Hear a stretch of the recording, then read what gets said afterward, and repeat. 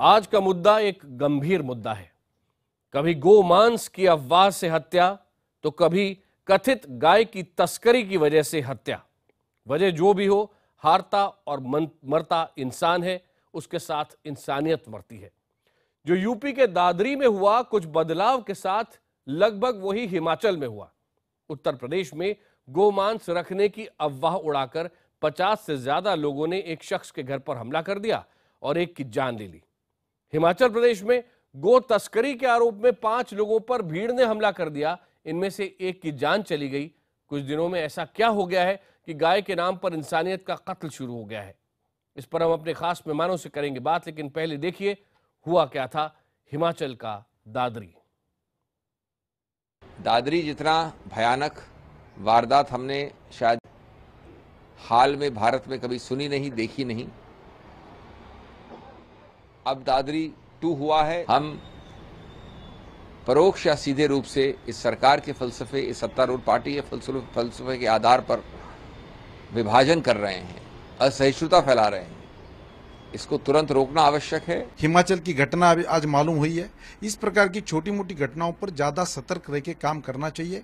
इसमें state government की जवाबदारी बनती है, उनको कानून और सुव्यवस्था की चिंता करनी चाहिए। कोई भी भीड़ किसी को भी पकड़ के कोई भी आरोप लगा के कहीं भी मार दे तो फिर देश में जंगल राज होगा। ये सोच समाज को नुकसान पहुंचाएगी, देश को नुकसान पहुंचाएगी। ये 2-4 मुसलमानों का कत्ल नहीं होगा, ये देश की आत्मा का कत्ल होगा। गाय की दुहाई देते देते कानून को हाथ में लेने का काम। हत्या, निंदा पुराण और सियासत कब आपस में गड्ढमड्ढ हो जाते हैं, पता करना मुश्किल है। देश के बड़े हिस्से ने गाय को लेकर इस तरह की सनसनी और ऐसा तनाव इससे पहले कब महसूस किया था? कम से कम नई पीढ़ी को तो नहीं मालूम। इस ट्रक के टूटे शीशे भीड़ के गुस्से को बयां करते हैं। बुधवार को हिमाचल के सिरमौर में हरियाणा नंबर का यह ट्रक तेज रफ्तार से भागा जा रहा था। इतनी कम जगह में 15 गायें और बैलों को ठूंस कर भर दिया गया था।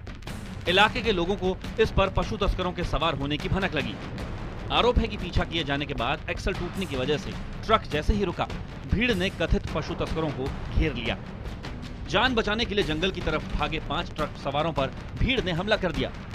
हमले में 4 आरोपियों को जहां गंभीर चोटें आईं, वहीं ट्रक के ड्राइवर की बुरी तरह पिटाई होने से मौत हो गई।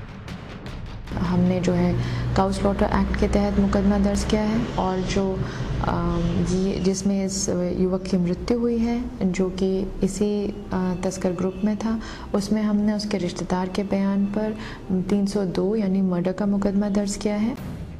घायलों को गिरफ्तार कर इलाज के लिए अस्पताल में भर्ती करा दिया गया है।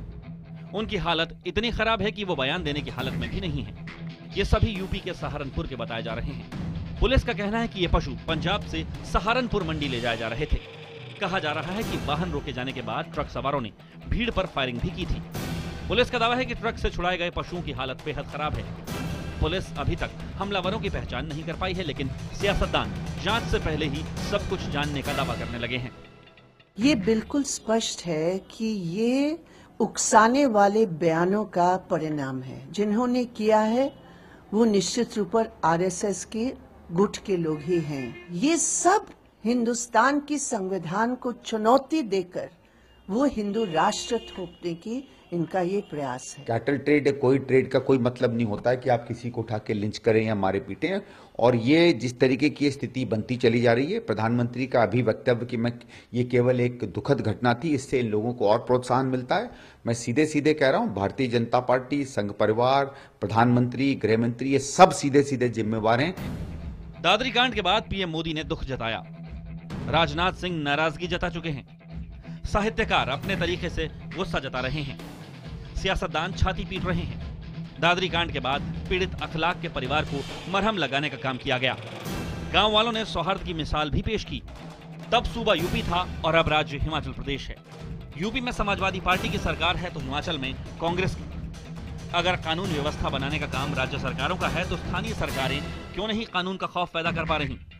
आरोपियों का संबंध जिस भी सियासी दल या संगठन से हो, उन पर कार्रवाई से किसने रोका है? अफवाह फैलाने वालों, माहौल खराब करने वालों पर अगर शिकंजा नहीं कर सकते तो फिर सरकार होने के क्या मायने हैं? Bureau report, IBN 7। तो क्या सिरमौर हिमाचल का दादरी है? पूरे मामले को ध्यान से देखें तो कई सवाल खड़े होते हैं। पहला सवाल तो यही कि अचानक गाय के नाम पर देश भर में नफरत की सियासत क्यों शुरू हो गई है। दूसरा सवाल, गाय के बहाने धार्मिक भावनाएं भड़काने का खेल क्यों खेला जा रहा है। तीसरा सवाल, गाय के नाम पर पीट पीट कर हत्या करने का हक कैसे किसी को भी हो सकता है। चौथा सवाल, क्या धार्मिक मसलों पर सरकारें कानून व्यवस्था संभालने में नाकाम साबित हो रही हैं। पांचवा, क्या गाय जैसे संवेदनशील मसलों पर नेता भी आग में घी डालने का काम कर रहे हैं। क्या सिरमौर है हिमाचल का दादरी, यही है आज का मुद्दा। इस पर चर्चा में हमारे साथ मौजूद हैं कुछ खास मेहमान। दिल्ली से हमारे साथ हैं बीजेपी के प्रवक्ता संबित पात्रा, विश्व हिंदू परिषद के प्रवक्ता विनोद बंसल, मुंबई से जुड़ रहे हैं एमआईएम के नेता वारिस पठान, लखनऊ से हमारे साथ है समाजवादी पार्टी के नेता रविदास मल्होत्रा, उत्तर प्रदेश के पूर्व डीजीपी विक्रम सिंह इस वक्त हमारे साथ जुड़ चुके हैं और स्टूडियो में हमारे साथ हैं गरीब नवाज फाउंडेशन के अध्यक्ष मौलाना अंसार रजा। सबसे पहले मैं वारिस पठान आपके पास आ रहा हूं। ये जो घटना हुई है इसे कई लोग इसकी आलोचना कर रहे हैं, लेकिन आप इसके लिए जिम्मेदार किसे मानते हैं। देखिए, हम भी इस घटना की आलोचना करते हैं, खंडन करते हैं कि आज देश में एक परिस्थिति ऐसी आ गई है कि ये समझना मुश्किल हो चुका है क्या कि इंसान की जिंदगी कीमती है या गाय की जिंदगी कीमती है। हम दादरी कांड से देखते आ रहे हैं पठान, क्या दोनों कीमती नहीं है? के ऊपर देखिए, कीमती तो दोनों है, जाने हैं, लेकिन ये सोचना सरकार का फर्ज है। सरकार का जो माइंडसेट है, ये आरएसएस विश्व हिंदू परिषद की जो आइडियोलॉजी है कि इसको किसी भी तरह हिंदू राष्ट्र बनाना है, ये उसकी एक नींव रखी जा रही है। ये इस तरह की घटनाएं होना देश के अंदर ये डेमोक्रेसी के ऊपर एक सीधा सीधा वार है कि एक आदमी को शक की बुनियाद पर उसके घर में जाकर उसको लिंच किया जाता है, एक आदमी का ट्रक रोककर वहां से निकालकर उसको मारा जाता है, मगर सरकार और प्रशासन खामोश है। अब भी प्राइम मिनिस्टर नरेंद्र मोदी जी क्या शांतता नहीं तोड़ेंगे? पहले भी उन्होंने प्रेसिडेंट साहब के बोलने के बाद में आए और बोल के चले गए, अब फिर ये घटना हो रही है। सब बिहार पोल के पहला पोलराइजेशन ऑफ वोट की राजनीति चली जा रही है। मैं आपके माध्यम से लोगों को बताना चाहता हूं कि सरकार का टोटल फेलियर दिखा रहा है। ये तमाम देश और बाहर के भी मुल्क वाले देख रहे हैं कि किस तरह से सरकार टोटल फेल हो चुकी है। लॉ एंड ऑर्डर सिचुएशन है ही नहीं देश में, कहीं से भी किसी को ला के मार दिया जाता है गौ हत्या के नाम पर, शक की बुनियाद पर, और प्रशासन खामोशी चुप्पी साधे हुई है। सिर्फ गुड गवर्नेंस के नाम पे फेल, संबित पात्रा को जवाब देना जी। संबित पात्रा, इंसान की जान बचाने के नाम पे फेल। ये शांत हो जाएं पहले, फिर मैं बोलूंगा। देखिए आकाश जी, देखिए आकाश जी, अभी वारिस पठान कह रहे थे सरकार फेल हो गई है, वहां की कानून व्यवस्था चरमरा गई है और कानून बिल्कुल पूरी तरह से ठप हो गया है। स्वाभाविक रूप से यहाँ कांग्रेस के प्रवक्ता होते तो वो इसका जवाब देते। मैं कांग्रेस के तरफ से जवाब देने के लिए अधिकृत नहीं हूं, उनसे भी पूछेंगे। हाँ, उन्हीं से पूछिए कि आखिरकार हिमाचल प्रदेश जहां उनकी सरकार है, जहां के चीफ मिनिस्टर के ऊपर अभी अभी सीबीआई रेड भी हुआ, वो इस प्रकार से काला धन कमाने में इतने व्यस्त हैं कि वो कानून व्यवस्था के ऊपर पूरा ध्यान ही नहीं दे पा रहे हैं। क्या उनके सरकार को बर्खास्त कर देना चाहिए? क्या वहां प्रेसिडेंट रूल लगना चाहिए या नहीं? आप वारिस पठान जी से पूछिए। अगर देश विदेश में हिमाचल प्रदेश में इस प्रकार की व्यवस्था आ गई है, अगर उत्तर प्रदेश में इस प्रकार की व्यवस्था आ गई है कि वो सरकारें अपने कानून व्यवस्था को संभाल नहीं पा रही है, तो दोनों के प्रवक्ता से पूछिए कि वहां पे क्या राष्ट्रपति शासन लगा देना चाहिए? क्या यह उचित समय आ गया है? रविदास मल्होत्रा जी, आप ये बताएं। वारिस जी आपके पास आऊंगा, वारिस जी आपके पास आऊंगा, लेकिन रविदास जी आपसे जानना चाहता हूं। वारिस ये कह रहे हैं कि केंद्र सरकार की भी जिम्मेदारी बनती है, लेकिन संबित याद दिला रहे हैं कि हिमाचल प्रदेश और उत्तर प्रदेश और साथ ही साथ में फिर अगर आप वो कहेंगे तो फिर पंजाब की भी जिम्मेदारियां बनती, क्योंकि कहा ही जा रहा है कि पंजाब से गाय लाई जा रही थी, हिमाचल के जरिए उत्तर प्रदेश में लाई जा रही थी। रविदास मल्होत्रा जी, देखिए आकाश जी, जो घटना दादरी में हुई, जो घटना सिरमौर में हुई या कहीं और घटना घटती है, ये बहुत घटना दुखद है और इसकी आलोचना जितनी की जाए उतनी कम है। लेकिन एक महत्वपूर्ण सवाल और भी है कि ये गाय जो कट रही हैं, इसका एक्सपोर्ट हो रहा है, इसको कौन रोक लगाएगा? और आज देश के कई जगहों से हमारी गैया की हत्या हो रही है और हत्या करने के बाद उसके मांस का एक्सपोर्ट हो रहा है।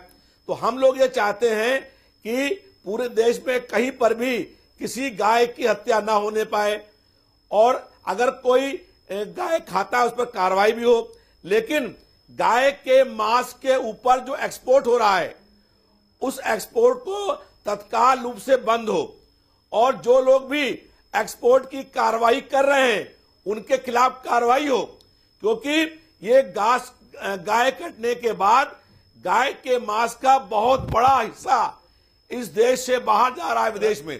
संबित जी जवाब देना चाह रहे हैं, संबित जी जवाब देना चाह रहे हैं, इसके पहले क्या आगे बढ़े? संबित आप जवाब। बात तो है कि आपने डिमांड रखा है कि गाय के मीट का एक्सपोर्ट नहीं होना चाहिए, जो लोग गाय खा रहे हैं उनके ऊपर एक्शन होना चाहिए, जो लोग गाय काट रहे हैं उनके ऊपर भी एक्शन होना चाहिए। बिल्कुल सही बात है, कानून हिंदुस्तान का यही कहता है। सरकार यहां किसी प्रकार का निर्यात गाय के मीट का नहीं करती है, वो बैंड है। काऊ, ऑक्सन और काफ, इन तीनों का निर्यात नहीं होता है, तभी तो वो स्मगल कर करके ला रहे थे। नहीं, आप रिपोर्ट अभी सुना रहे हैं वो स्मगलिंग का रिपोर्ट हो रहा है, क्योंकि ये संविधान के अनुसार अलाउड नहीं है, कानून के हिसाब अलाउड नहीं है, इसलिए स्मगलिंग हो रहा था। और ये कानून है, सरकार इसके निर्यात पे बैन लगाई हुई है, नहीं होता है। रोक लगे और इसके लिए आवश्यक है 23,000 करोड़ रुपए का गाय के मांस का एक्सपोर्ट हो रहा है। 25 लाख आप बताइए कि गाय का की मांस सरकार एक्सपोर्ट होता है। गाय के एक्सपोर्ट के ऊपर में क्या कार्रवाई कर रही है? 25 लाख टन एक्सपोर्ट होता है, जो अगर जब एक्सपोर्ट हो रहा है, ये कटता है तभी एक्सपोर्ट हो रहा है। तो जहां जहां कट रहा है आपने क्या स्टेप्स लिया है वहां पर? क्या एक्सपोर्ट बंद कर सकते हैं? 25 लाख टन किसको कहते हैं? इतना बड़ा एक्सपोर्ट बारिश जी का जवाब बारिश जी आपका जवाब ले। हाउसेस थे जहां गाय कटती थी, वो अब घट के 3,000 हो गई हैं, जहां बीफ मिल बनता है, गाय कटती नहीं है, कहीं पे गाय नहीं कटती है। कि वो गाय के मांस के ऊपर जो एक्सपोर्ट हो रहा है उस पर रोक लगाए। अगर गाय के मांस पर एक्सपोर्ट क्या बंद हो जाएगा तैयारी के तो साथ गाय की हत्या बंद हो जाएगी। गाय की हत्याओं के बयान पर क्या है? कैसा हो रहा है गाँव का मांस? नहीं, गाय के मांस का एक्सपोर्ट हो रहा है, नहीं करता है, और अगर कोई करेगा तो एपेडा नामक जो इंस्टीट्यूट है वो जांच करके मांस को बाहर भेजती है, उस पर रोक है। मगर स्मगलिंग करके कोई अगर कोशिश करता है तो उसको पकड़ा जाएगा, बख्शा नहीं जाएगा। थोड़ा सा आप सबको रोक रहा हूँ, थोड़ा सा सबको रोक रहा हूँ। विश्व हिंदू परिषद से मैं जानना चाहता हूँ, विश्व हिंदू परिषद से जानना चाहता हूँ, विनोद बंसल जी एक बात बताएं, जो लोग गाय की तस्करी कर रहे हैं उनको रोकने के लिए अगर स्थानीय लोग जाएं तो वो आपके हीरो हैं, ये बात तो मैं, अगर कानून वहां कहता है कि वहां गाय की तस्करी नहीं हो सकती और कोई गाय की तस्करी कर रहा है तो वो स्थानीय व्यक्ति हीरो आप कहेंगे उसको, लेकिन क्या आप कहेंगे वो अपराधी है अगर वो ऐसे व्यक्ति को पकड़कर मार रहा है, पीट रहा है और जान से मार डाल रहा है? विश्व हिंदू परिषद, विनोद बंसल जी। देखिए, मैं सबसे पहले तो रविदास जी को वो आंकड़े याद दिलाता हूं जो वो कह रहे हैं कि मेरा राज्य बहुत खुशहाल है। अभी सुनिए, मेरी बात सुनिए। आकाश जी जरा इन सबको बोल देना, जरा मैं चुपचाप रहा भी, जरा ये भी सब खामोशी से मेरे आंकड़े सुन लें। बहुत महत्वपूर्ण आंकड़े हैं ये सब के लिए। पर रोक लगाइए, मेरी बात सुनिए। और गाय के एक्सपोर्ट पर रोक लगाइए। सुनिए। देखिए, अगर आप ऐसे चिल्लाओगे तो मैं भी बोलने नहीं दूंगा आपको। आप जरा सुनिए मैं बात को क्या कह रहा हूँ आपको। रविदास जी, पहले तो ये बैन जो है आप फेल हो गए हैं, समाजवादी पार्टी फेल हो गई उत्तर प्रदेश में, वहाँ सबसे ज्यादा स्मगलिंग और वहाँ सबसे ज्यादा हत्याएं हो रही है। आप हमें एडवाइस देने थोड़ा उत्तर प्रदेश में अखिलेश जी को एडवाइस। पशु मांस के एक्सपोर्ट के ऊपर जो तस्कर है भाषा बोल रहे हैं, आजम खान बोल रहे हैं, तुम आजम खान की भाषा बोल रहे हो। यहाँ डिबेट हो रही है, समाजवादी पार्टी का दरबार नहीं है कि तुम बोलते चले जाओगे। आवश्यक है कि उस पर दूसरे को सुनिए। नहीं तो एक्सपोर्ट लगा, जो एक्सपोर्ट हो रहा है रोक लगाइए। तो दूसरे की भी सुनिए, जवाब भी तो सुनिए। बोलते चले जाएंगे। मांस का एक्सपोर्ट के लाइसेंस दिए हुए हैं। अब सुन लीजिए, जवाब ट्रैफिक है, एक्चुअली बात तो वही है ना। ठीक है, अब हम विनोद बंसल की बात सुन रहे हैं, उन्हें तकरीबन 1 मिनट का समय हम दे रहे हैं, बिना रोके हम उन्हें बोलने दें, उन्हें सुनते हैं। जी बंसल जी। लेकिन बाकी का ऑडियो जरा रोकना पड़ेगा भाई साहब। आकाश जी, मैं निवेदन करूंगा। ठीक है, आप बोले। ना इनका जो देखिए, जो नॉन स्टॉप बोल रहे हैं, मैं आपको एक आंकड़ा बता रहा हूं। अभी जनवरी 2012 से लेकर के अप्रैल 2014 तक उत्तर प्रदेश के 60 जिलों का सर्वेक्षण हुआ। अभी मैंने आरटीआई से आंकड़े मंगाए हैं। उन आंकड़ों में क्या कहा गया, अब तक 50,000 गौवंश को बचाया, 600 तस्कर फरार हैं अभी तक, और इसमें 80% मुसलमान हैं। ये सरकारी आंकड़े हैं। 19 करोड़ गायों की तस्करी हो रही है, और नहीं 19 करोड़ गायों की अभी जनसंख्या है, पूरी जो है संख्या है उनकी अभी जो है। आप देखिए कि इतने बड़े पैमाने पर उत्तर प्रदेश के अकेले 60 जिलों के आंकड़े हैं। मैं ये पूछना चाहता हूं आखिरकार, जिस गौ रक्षा की ये बात करते हैं, दम्भ भरते हैं, इनको एक्सपोर्ट याद है, जो कि बिल्कुल मिथ्या प्रचार है। भारत के अंदर से गौ मांस का या गौवंश का एक्सपोर्ट हो ही नहीं सकता। मैं दावे के साथ कहता हूं, अगर कोई तस्करी करता है, कोई किसी तरह से एक्सपोर्ट करता है, तो मैं संकल्प लेता हूं, मुझे बताइए, डायरेक्ट मुझे फोन करिए, मैं उसको रोकूंगा। लेकिन देश के अंदर ऐसा नहीं हो रहा, मिथ्या आरोप करने को फायदा नहीं है, लेकिन उत्तर प्रदेश के अंदर इसको रोकना पड़ेगा। एक बात। दूसरी बात आका जी, मैं बताऊं जो हिमाचल प्रदेश के अंदर हुआ, देखिए घटनाएं ये क्यों हो रही हैं। ये लोग बार बार कानून की दुहाई देते हैं। हमारे संविधान में वर्णन है, तीन चार बार आपको सुप्रीम कोर्ट कह चुके, और कई उच्च न्यायालय इस बात को कह चुके कि इसके ऊपर बृहद कानून बनना चाहिए। अभी अपने हिमाचल प्रदेश उच्च न्यायालय स्वयं कह चुका कि 3 महीने के अंदर इस पर पूरे देश के अंदर गौ हत्या को बैन करना पड़ेगा। देश के लोगों को इस तरह से दिग्भ्रमित करके गौवंश की हत्या के लिए बड़े पैमाने पर ले जाया जाएगा, तो इस देश की जनता चुपचाप नहीं बैठेगी। फिर आप ये मत कहना कि आदमी मरा, कि जानवर मरा, कि कोई और मरा। विनोद जी, अब आपकी बात पूरी हुई, मैं डिबेट को ओपन कर दूं। मैं विश्वास नहीं करता, हिंदू समुदाय इस बात को बिल्कुल नहीं मानता। ठीक है, वारिस पठान आपसे कुछ पूछना चाह रहे हैं, सीधा सवाल, क्योंकि असदुद्दीन ओवैसी बिल्कुल साफ तौर पे कह रहे हैं, उनका आरोप यह है कि इस मामले में संघ परिवार जिस तरह की बातें फैला रहा है, जिस तरह की बातें कर रहा है, उसके कारण माहौल बिगड़ रहा है, और यही कारण है कि इस तरह की घटना हो रही है। वारिस पठान जी, आपका सीधा सवाल विश्व हिंदू परिषद से। अरे बिल्कुल सही बात है, जो विश्व हिंदू परिषद वालों की आइडियोलॉजी है, इसी की वजह से आज जो देश का माहौल जो है, डेमोक्रेसी का माहौल खराब हो रहा है। आप खामोश रहिए, जब मैं आप बोल रहे थे मैं खामोश बैठा था, मैंने चुपचाप सुना है। अब मेरा टर्न है, मुझे बोलने दीजिए प्लीज। आप सरेआम मैं आपको बता रहा हूँ, आपने जो एक्सपोर्ट के बारे में जो बात कही ना, अभी सुना है, देश की आत्मा को मार रहे हो आप, एक्सपोर्ट के लाइसेंस दिए गए हैं, फिर चाहे कांग्रेस देश के संविधान को खत्म कर रहे हो, चाहे भाजपा की सरकार हो, ये सरकारों ने लाइसेंस दिया है, और लाइसेंस के देने के तहत एक्सपोर्ट हुआ है। सरकार किसी की का मतलब नहीं है, ये आपको तो कोई कहने का अधिकार है ही नहीं। जो व्यक्ति कहता है कि 15 मिनट का टाइम दे दो, मैं देश के अंदर से हिंदुओं को समाप्त कर दूंगा, ऐसे लोगों से क्या उम्मीद करोगे? यही कानून व्यवस्था है आपकी। कैसे आ रहा है? अरे आप खामोश रहिए, आप जब बोल रहे थे कौन सा एक्सपोर्ट हो गया, कहां से ले लिया? इनको चुप कराइए सुमित जी, इनको चुप कराइए, इनको बोलने नहीं दूंगा मैं इनको। विरोध जी, आप बात सुन रहे थे, थोड़ा सुन रहे आप, फिर जवाब दीजिएगा। बंसल जी शांत रहिए आप। ठीक है वारिस जी, आप बोले। आप आए डिबेट के अंदर, आप अकेले इंटरव्यू नहीं देने के लिए आए, सबको मौका मिलेगा बोलने का। आप खामोशी से सुनिए जो मैं बोल रहा हूँ बात को, क्योंकि देश ने आपकी सुना, जो आपने देश के सामने फिगर दिखाया, झूठे और फिगर आपने दिखाए। 23,000 करोड़ का एक्सपोर्ट है, 25 लाख टन एक्सपोर्ट हो रहा है। जवाब बताओ ना, पता नहीं है, क्या ये कांग्रेस की सरकार को पता नहीं है, क्या भाजपा की सरकार को पता नहीं है? आपके पास अरे आप बताइए, इसको जुटा के बताइए। आपका भाजपा का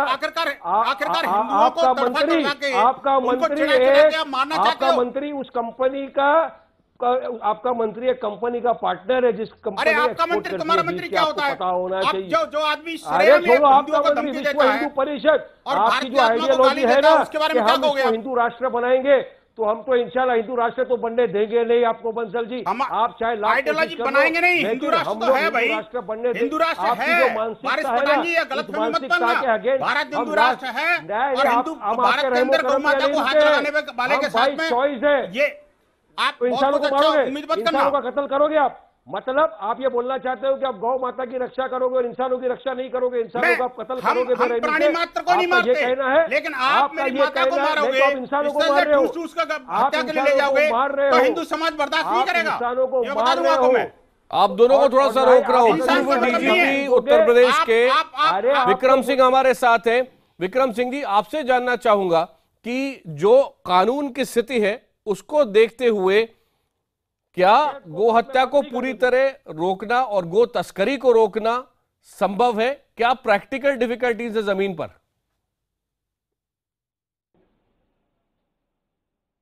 आकाश जी, आपने बड़ा महत्वपूर्ण प्रश्न प्रस्तुत किया है। इतने विद्वान पैनल में उपस्थित हैं और सबको नमस्कार करते हुए सबसे पहले दादरी की घटना और इस घटना की कठोर भर्त्सना करते हुए मैं ये कहूँगा कि सबसे पहले कानून का पालन किया जाए।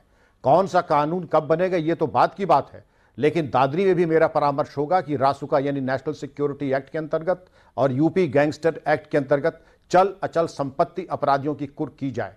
अगर आप नहीं करेंगे तो आपका ये उदार दृष्टिकोण समझा जाएगा कि आपने अपराधियों के विरुद्ध कठोर कार्रवाई नहीं की। यही बात हिमाचल प्रदेश के बारे में भी लागू होती है कि नेशनल सिक्योरिटी एक्ट के अंतर्गत धारा 302 तो आपने लगाई ही है। लेकिन अब गो हत्या के बारे में जब हम आते हैं तो एक विद्वान वक्ता मैं सुन नहीं पाया, लेकिन उनका यह कहना कि गो तस्करी और एक्सपोर्ट होता है, लेकिन क्या बांग्लादेश बॉर्डर को आपने देखा है? इतनी बड़ी मात्रा में गोवंश की तस्करी जो बंगाल और बांग्लादेश की सीमा पे हो रही है, वहां सब मौजूद है, लेकिन कहीं ना कहीं यह संगठित अपराध है और संगठित अपराध होने की वजह से पूरे पंजाब, हरियाणा, हिमाचल, पश्चिमी उत्तर प्रदेश, पूर्वी उत्तर प्रदेश, बिहार और बंगाल से, और यह संगठित अपराध है, इसमें सब संलिप्त हैं। अगर यह कह देना कि समाज का कोई ऐसा वर्ग संलिप्त नहीं है, वो अतिशयोक्ति होगा, और उसका कौन शामिल नहीं है यह कहना भी बड़ा मुश्किल है। तो संगठित अपराध पे चोट करना यानी ऑर्गेनाइज क्राइम पे सबसे पहले तो अपनी इच्छा शक्ति प्रबल करें इस स्मगलिंग को, क्योंकि ये पूरी बांग्लादेश की इकोनॉमी जो है वो हमारी काउ स्मगलिंग के ऊपर ही निर्भर करती है, और अगर आप इस पे अंकुश लगा लेंगे तो आप एक बहुत बड़ी कामयाबी आपकी होगी। कानून की जहां तक बात है, सबसे पहले तो आंतरिक निर्णय ये होना चाहिए कि क्या आप गंभीर हैं प्रश्न पे। चर्चा में बैठ करके आरोप प्रत्यारोप अगर हम करेंगे तो ये देखिए हमें शोभा नहीं देता। इतने विद्वान कुशाग्र लोग यहां बैठे हैं, कम से कम इस निष्कर्ष पे आ जाए कि जो कानून बना है हम उसके बारे में गंभीर हो जाएं, चाहे वो इंसान की हत्या का हो। बहुत महत्वपूर्ण बात आपने बोली, लेकिन इसको देखकर सियासत भी जारी और हर तरफ से जारी है। कांग्रेस बिल्कुल साफ साफ कह रही है कि संघ परिवार इसके लिए जिम्मेदार है। चंदन यादव कांग्रेस के नेता हमारे साथ आ गए, उनसे बात करेंगे।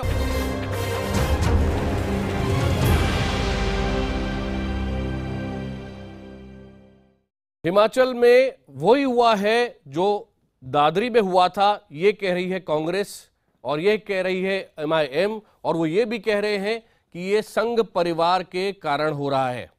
इस समय वारिस पठान, मैं आपसे शुरू कर रहा हूं, चंदन यादव भी हमारे साथ है, उनके पास भी जाऊंगा, पर पहले एक चीज मैं आपको कहूं, अगर कानून ये कहता है कि गोहत्या गलत है और गायों की तस्करी गलत है, तो अगर समाज के कुछ युवा आगे बढ़कर ऐसे लोगों को रोके जो गो तस्करी कर रहे हैं, तो आप उनको हीरो बोलेंगे कि नहीं बोलेंगे? सिर्फ यहां तक, अगर वो सिर्फ रोकते हैं तो। देखिए, किसी को कानून अपने हाथ में लेने का हक नहीं है।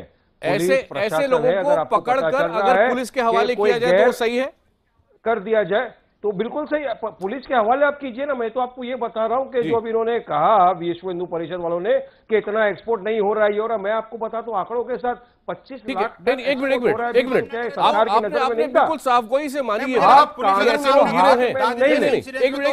पास लौट रहा हूं, मैं जानता हूं आपके पास और मसले। विनोद बंसल जी, आपसे मैं पूछना चाहता हूं कि ऐसे लोग, आप जागृति फैलाना चाहते हैं कि गोहत्या नहीं होनी चाहिए, लेकिन विनोद बंसल जी, लेकिन आगे बढ़कर अगर कुछ लोग हत्या कर देते हैं किसी की, तो वो अपराधी हैं। आप इस बात को मानते हैं विनोद बंसल जी? नहीं, देखिए कानून सम्मत बात ही हिंदुस्तान का प्रत्येक हिंदू करता है, इसमें कोई दौरा नहीं। लेकिन मैं एक और बात कह रहा हूँ, पहले स्पष्ट बोलिए, सुनोगे नहीं? अरे वारिस पठान जी सुनिए, मैं आकाश जी जरा वारिस पठान जी से एक बात पूछना चाहता हूँ। सुनिए मेरा आवाज आप सुनिए, मेरा आवाज आपसे भारी है। वारिस पठान जी सुनो तो सही मेरी बात को, बोलते रहिए। आप जो कानून हाथ में लेने की बात कर रहे हो, मैं एक बात कह रहा हूँ, विरोध करेंगे। अगर आपके सामने आपकी माता बहन बेटी की इज्जत उतारी जाती है, तो क्या पहले पुलिस को फोन करोगे या उसको रोकोगे? मुझे बताइए। नहीं तो क्या आप देश की अस्मिता के ऊपर हमला हो रहा है, मतलब आप पहले पुलिस को फोन करोगे या स्वयं आकर उसको बचाओगे? इसका मतलब तो आपका मतलब ये है कि मैं गाय को करता देखता रहूं, गाय को पूरी तरह से तस्करी के लिए ले जाता देखता रहूं, और आप कहेंगे मैं चुपचाप बैठा रहूं, आप आराम से उसको काटते रहो। देश के अंदर 40,000 कत्लखाने हैं, और उसमें 50,000 से ज्यादा जो है स्थान का आंकड़ा भी ले आइए, अधिकांश निकाल लीजिए, खाने जो है इलीगल तरीके से चल रहे हैं और उसके अंदर बड़े पैमाने पर गायों की हत्या हो रही है। ये आखिरकार कौन रोकेगा? अगर कानून है हिंदुस्तान में, बजरंग दल समाज का क्या करेगा? क्या नेशनल चैनल पे ऐसा कहा है कि जहां कोई लोग ऐसा दिखेगा ये उनको मार डालेंगे, इनके खिलाफ कानूनी कार्रवाई होनी चाहिए। देखिए बारिश जी, बारिश जी आपका सवाल जायज है, बारिश जी आपका सवाल जायज है, अंसार साहब आपके पास भी आ रहा हूं। बंसल जी एक बार साफ साफ तो कह दीजिए, अगर कोई ऐसी हत्या करता है तो वो अपराधी है। अगर हमने हथियार उठा लिए तो इनका क्या होगा? समझिए बात, इंसान का कत्ल करोगे, हिंदू समाज का हथियार उठाने वाली अपनी जगह उद्विग्न है, परेशान है और उसकी भावना आग हुई है और अब आप ये संभव नहीं है। आग लगाना चाह रहे हैं मुल्क में। एक मिनट रुकिए, मैं संबित से सवाल अंसार रजा साहब के बारे में पूछना चाह रहा हूँ। आराम से गौ की तस्करी करके आप दोनों थोड़ा सा रुके।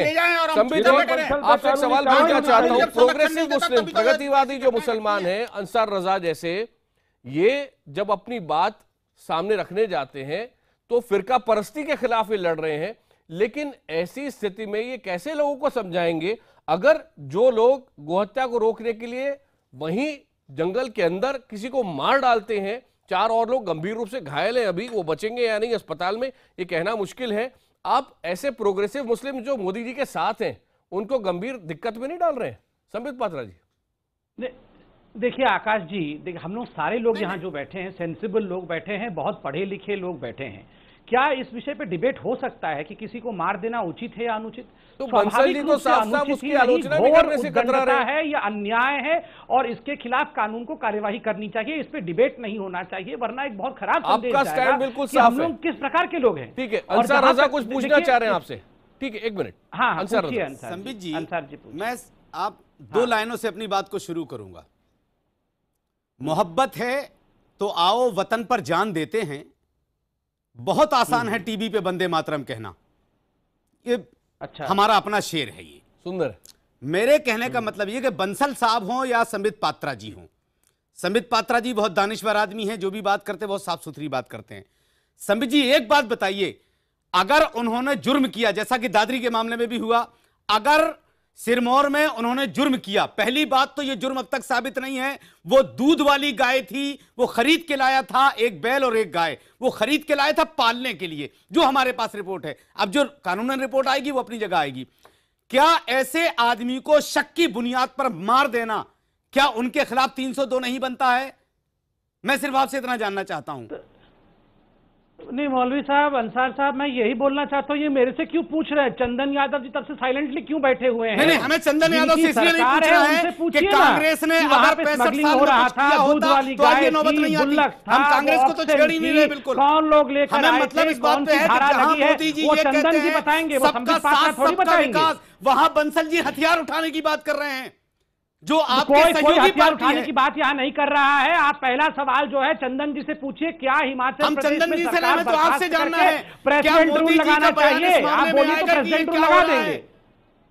अच्छा, वहाँ प्रेसिडेंट रूल लगाना चाहिए, आप बोले तो प्रेसिडेंट रूल लग जाएगा। चंदन जी की बात सुन ले पहले, चंदन जी की भी बात सुन जरूर ले। चंदन जी, हिमाचल में सरकार आपकी, ठीक है, लेकिन सोनिया गांधी ये कह रही है कि इस सारे माहौल के लिए बीजेपी जिम्मेदार है, संघ परिवार जिम्मेदार है। देखिए, प्रधानमंत्री मोदी जी क्या नारा दे करके आए थे? सबका साथ सबका विकास। विकास तो हो नहीं रहा है, दाल और प्याज और टमाटर और तमाम महंगाई का आप देख रहे हैं, ये विकास का मॉडल नहीं हो सकता है।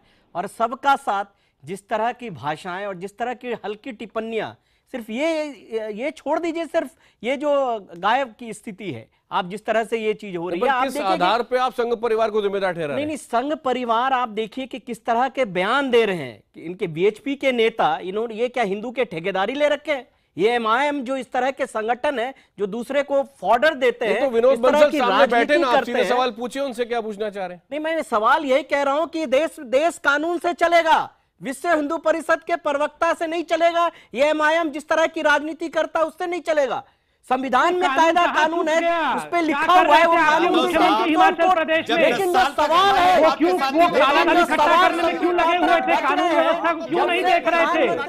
हटा दीजिए ऐसे मुख्यमंत्री को, हिमाचल प्रदेश से हटाइए पहले ऐसे मुख्यमंत्री को जो कानून व्यवस्था बना के नहीं रख सकता है। आप क्यों संगीत उनका रेजिग्नेशन मैं मांगता हूँ आज चैनल पे। आप योगी आदित्यनाथ ऐसे मुख्यमंत्री को रिजाइन करना चाहिए। वीरभद्र सिंह जी का रेजिग्नेशन मांगता है भारतीय जनता पार्टी। आप जितना भी विवादित और इस तरह के सांप्रदायिक बयान देते हैं, उनको प्रधानमंत्री महिमा मंडित करते हैं, आरएसएस किस तरह का बयान देती है? आपने जाके दादरी में बाबरी से दादरी तक कांग्रेस पार्टी ये कह रही है जो कि प्रवक्ता है कांग्रेस के, वो मान रहे हैं समाज को एक ताने बाने के साथ अनेकता में एकता, भाईचारा, ये माहौल क्रिएट किया, लोकतंत्र के जरिए स्थापित किया, और आप उसको बिगाड़ रहे हैं। आपकी विचारधारा भारतीय लोकतंत्र पर खतरा है। संबित जी, आप ये सौहार्द, सामाजिक स्वार्थ, सबका साथ के बीच में आप लोगों को बांट रहे हैं। फिर देखते हैं किस प्रकार से कानून व्यवस्था की कोई भी वहां धज्जी उड़ा सकता है। क्यों आप आज बात कर रहे बुद्धिजीवियों की, वो मेडल लौटा रहे हैं। अच्छा संबित जी, पूछ रहे हैं, बुद्धिजीवी को मार रहे हैं, आपकी विचारधारा, आपके जितने भी संगठन है सब उसको मार रहे हैं, और आप कह रहे हैं आपकी जिम्मेदारी से भाग रहे हैं। प्रधानमंत्री सबके पंचायत चुनाव में विजय पर ट्वीट करते हैं, और इस तरह की घटनाएं हो जा रहे हैं, चुपचाप बैठे रहते हैं। ये कौन सा सेलेक्टिव चुप्पी है? अगर हिमाचल सरकार जिम्मेदार है तो क्या संगीत सोम जिम्मेदार नहीं है? बीएचपी जो इतना बड़ा बयान दे रही है कि नहीं ऐसे लोगों को मारा जाएगा। आपने गिरिराज सिंह ने एक विवादित बयान दिया, उसको मंत्री बनाया। सब बोल रहे हैं, लेकिन बहुत धैर्य के साथ इतनी देर से विनोद बंसल जी अपनी बारी का इंतजार कर रहे हैं। विनोद जी को बोलने दें, उसके बाद विक्रम सिंह के पास सबसे ज्यादा तो विनोद बंसल साहब बोले। कौन बोला है? आपके सवालों का जवाब देना जरूरी ना उनके लिए। जो कहा है उसका जवाब तो अब उनको देश देगी। विनोद बंसल जी ने ये कहा है कि अगर हमको कहीं भी ऐसा इन्फॉर्मेशन मिलेगी तो हम पुलिस का इंतजार नहीं करेंगे, उस आदमी का वहीं जाके खून कर देंगे। उन्होंने कहा है विनोद जी मेरा है तो भैया मुझे भी बोलने दो।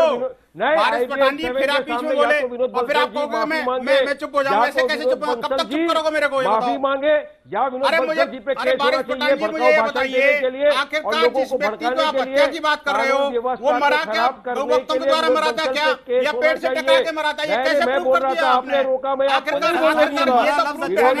लोगों को अवैध तरीके से ले जाया रहा था। आपने जिस तरह से मुल्क अकेले आपका नहीं है, बीच करके मारने की कोशिश कर रही थी, और उसके अंदर 4 तस्कर जो है, चारों को चारों मुसलमान थे। आखिरकार क्या उनकी गौओं की पूजा करने ले जा रहे थे वो? और मुझे ये बताइए कि आखिरकार लॉ एंड ऑर्डर भाषा नहीं चलेगी, उसके अंदर नहीं, 300 लगा कर इनको रोका क्यों नहीं गया? और आप सपोर्ट कर लोगों ने कंप्लेंट करना चाहिए, आई क्यों नहीं? मुकदमा अरे बहुत सारे प्रश्न हैं, इसका जवाब नहीं दे रहे कोई। आप ये कह रहे हैं कि जवाब नहीं देते लोग, आप पुलिस का इंतजार नहीं करेंगे, हथियार उठा लेंगे आप पर तो नहीं केस लगना चाहिए। मुझे बताइए आखिरकार आप कानून क्यों लगा कर रहे हैं टीवी पर? नहीं, कोई हथियार की बात नहीं कर रहा। आपके खिलाफ आप दोनों को थोड़ा सा रोक रहा हूं क्योंकि आप दोनों के सवाल पूरे हो चुके। विनोद बंसल जी साफ साफ जवाब दें। तस्करी करते और ऊपर से सीनाचोरी भी करते हैं।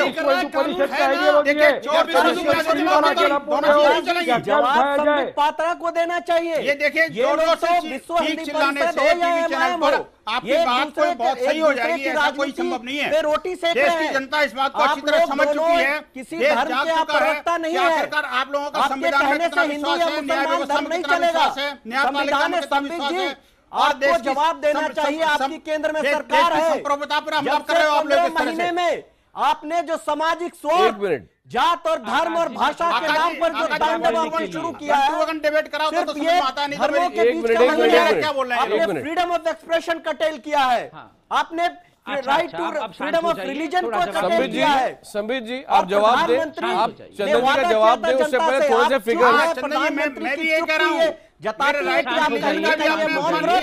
ये नरेंद्र मोदी जी का मौन व्रत कहीं ना कहीं इस बात को समर्थन देता है और इन व्यक्तियों को और नेताओं को सह देता है। इस तरह का विभाजित बयान दे करके समाज को टुकड़े टुकड़ों में बांटने का प्रयास करें। अरे चंदन जी तबीयत खराब हो जाएगी, शांत हो जाइए। तबीयत तो आपकी बिहार में खराब हो चुकी है, आप और करते जाइए। लोकतंत्र में शक्ति है संबित जी, आपको जनता जवाब देगी बैलेट से। आप देखिए, मुझे लगता है कोई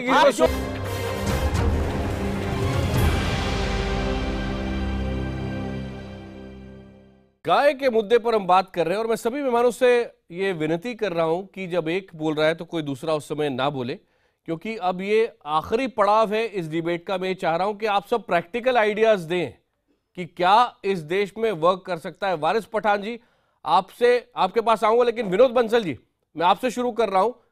क्या ऐसे लोग अपराधी नहीं है? और प्रैक्टिकल आइडिया।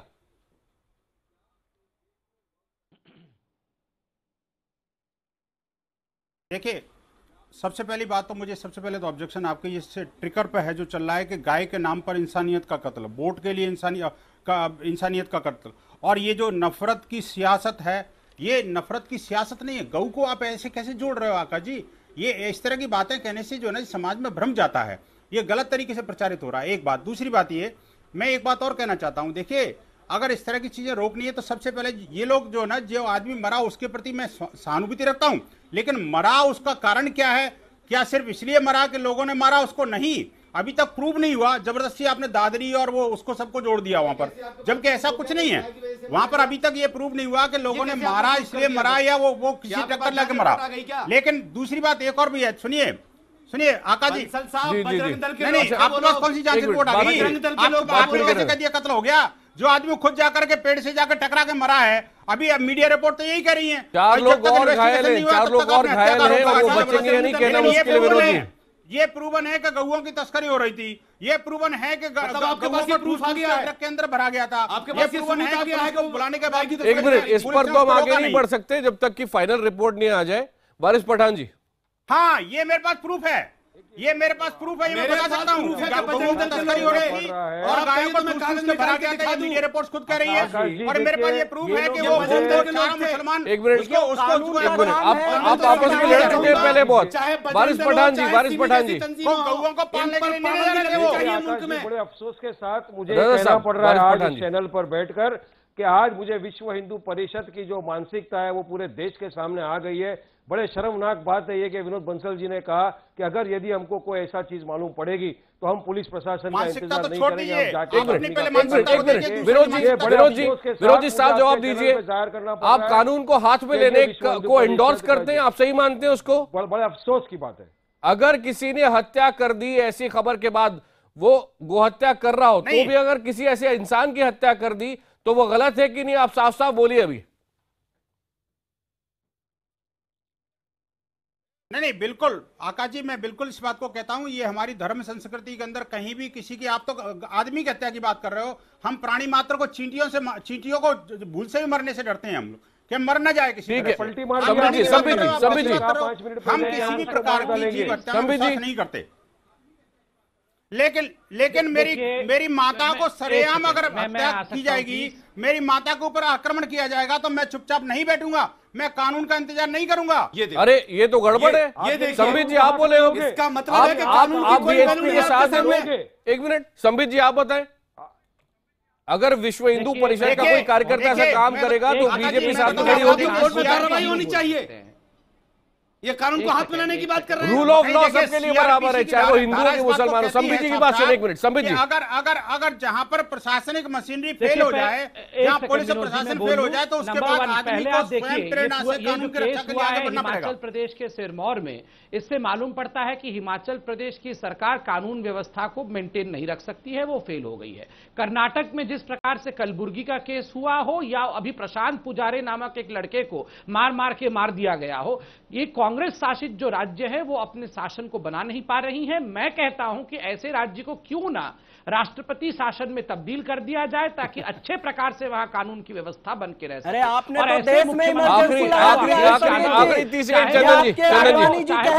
प्रदेश के मुख्यमंत्री हो, इन मुख्यमंत्रियों तो उनके समय में बोल लिए इस्तीफा देना चाहिए। मुझे संबित जी, जो भी देश संविधान से चलेगा, राज्य भी कायदे कानून से चलेगा। Law will take its own course. Himachal हो, कर्नाटक हो, या गुजरात हो, या हिमाचल या मध्य प्रदेश हो, संबित जी, लेकिन जो आप देश में आपकी विचारधारा, आप पकड़ते क्यों नहीं है जिन लोगों ने मारा है?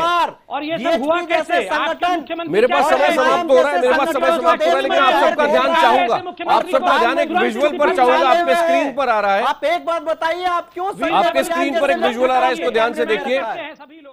मौलाना खालिद रशीद फिरंगी महली गोरक्षा के लिए लखनऊ में दूध बांट रहे हैं। इससे बेहतर उदाहरण शायद सियासतदानों के लिए और नहीं हो सकता है। इसी नोट पर, इसी विजुअल के साथ आज का मुद्दा में एक ब्रेक ले रहा हूं।